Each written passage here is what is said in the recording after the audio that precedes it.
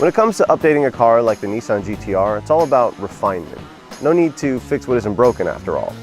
For 2017, the car gets a multitude of tweaks, both inside and out, to build upon an already legendary level of performance. Now, truth be told, whenever I've driven the car in the past, I felt like it handled whatever I threw at it with relative ease, like I wasn't offering the car enough of a challenge.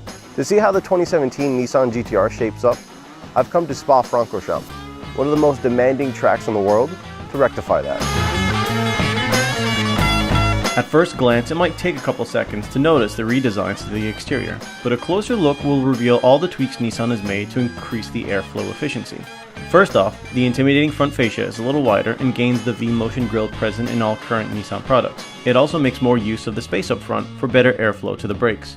Opening this up was done with care, not to create additional drag, just for the sake of engine cooling.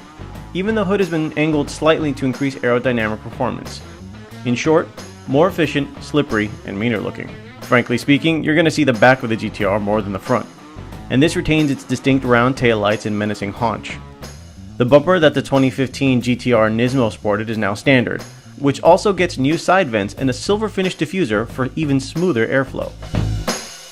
Things stay driver focused in the cabin, but have been cleaned up to look less long in the tooth and more symmetrical. The center stack retains its commanding position, but it's much more streamlined as the number of switches dropped from 27 to just 11. The larger 8-inch touchscreen has been revamped as well, with a more modern, user-friendly interface.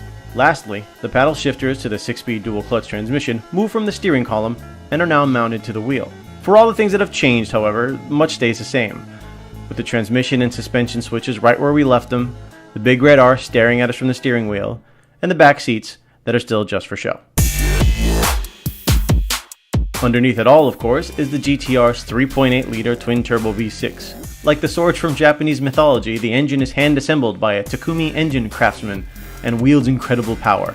Now with an output of 565 horsepower and 467 pound-feet of torque, the GTR has a wider power band and improved mid-range acceleration. The refinement throughout the build is astounding, with changes to the boost pressure, cooling, and ignition firing designed to increase efficiency. In the end, it means that, with each stamp of the throttle, the GTR warps forward with prodigious time-bending acceleration. Power is controlled through a sequential 6-speed dual-clutch transmission that sees updates for smoother gear transition, particularly for lower speed cruising.